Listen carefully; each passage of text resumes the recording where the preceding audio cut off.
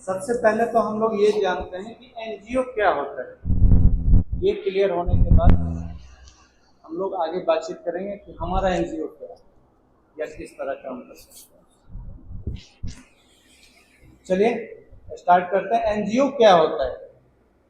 NGO एक non government organisation है। NGO जो होता है वो कोई भी एनजीओ 21/1860 एक्ट के अंतर्गत रजिस्टर्ड होता है, जो सरकार के बराबर होता है। माने सरकार जैसा चलता है वैसे ये भी सरकार ही है, इसका भी सरकार चलता है।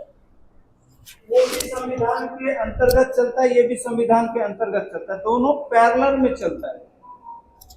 सरकार जो काम नहीं कर पाता है उस काम को एनजीओ करता है, या सरकार का छोड़ा हुआ काम जो वो पूरा नहीं कर पाते हैं वो काम एनजीओ करता है। दूसरी बात है, सरकार का नजर जहां पर नहीं है, सरकार वहां तक वो सोच नहीं पा रहा है या सोच करके उसके पास आदमी नहीं है कि उस काम को कर पाए, वैसा काम को एनजीओ करता है, जो नॉन गवर्नमेंट ऑर्गेनाइजेशन होता है। सरकार भी नो प्रॉफिट एंड लॉस के अंतर्गत चलता है।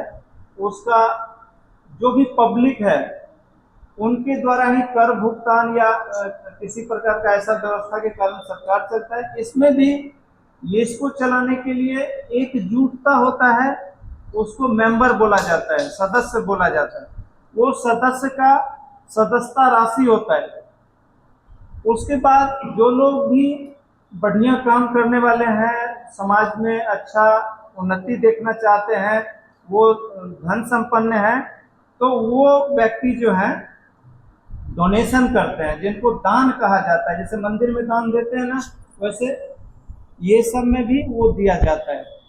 तो इसका इनकम का मेन जरिया क्या है कि आपका दान देना और साथ साथ आप जो है मेंबर बनते हैं, ताकि हम सब मिलकर के काम कर सकें।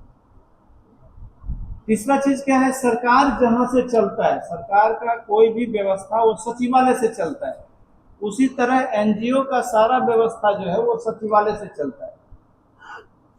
हम किन्हीं, चाहे वो डीएम साहब हो, चाहे वो और भी पदाधिकारी हो, अनुमंडलाधिकारी हो, बीडीओ साहब हो, किन्हीं को भी हम सूचना देने का अधिकार होता है हम लोग का, कि हम लोग सूचना दे रहे हैं कि आपके इलाके में हम काम कर रहे हैं, हमें सहयोग किया जाए। ठीक है, तो सरकार के पैरेलल में होता है, मगर इसमें जितने भी लोग होते हैं वो एक साथ काम करते हैं, ग्रुप में होता है। किसी चीज का निर्णय भी ग्रुप में लिया जाता है।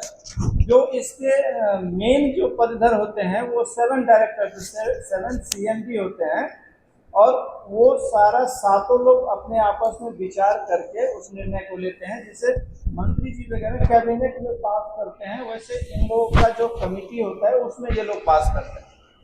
तो दोनों बराबर है ना। और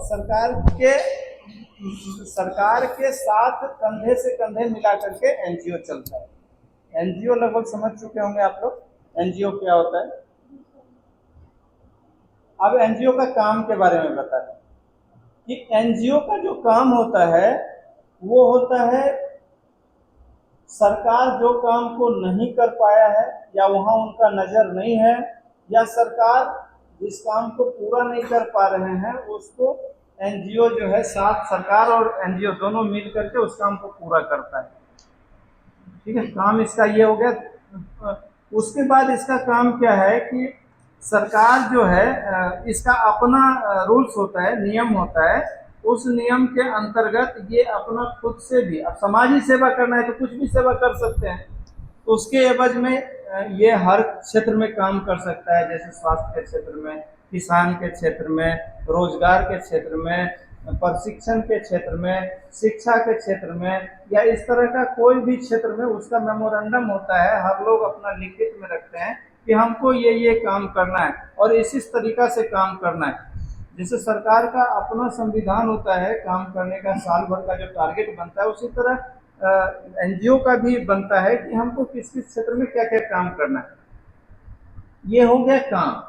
अब इस काम को करने के लिए तो फंड लगेगा ना, पैसा लगेगा। इस काम को करने में पूरा समृद्धि जुटाना होगा, तो उसके लिए है मेंबर, उसके लिए है डोनेशन, उसके लिए है सीएसआर, उसके लिए है ग्रांट, और लोग उदार हैं देने के लिए, जो देते हैं कि आप इस काम को कर रहे हैं तो हमें कहाँ आप किए वो हमें दिखा दीजिए, हमें सबमिट कर दीजिए, ताकि हम भी सरकार को सबमिट कर सकें।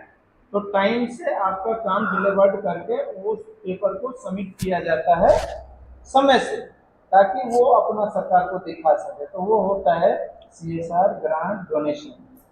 समझ गए बारीकी से?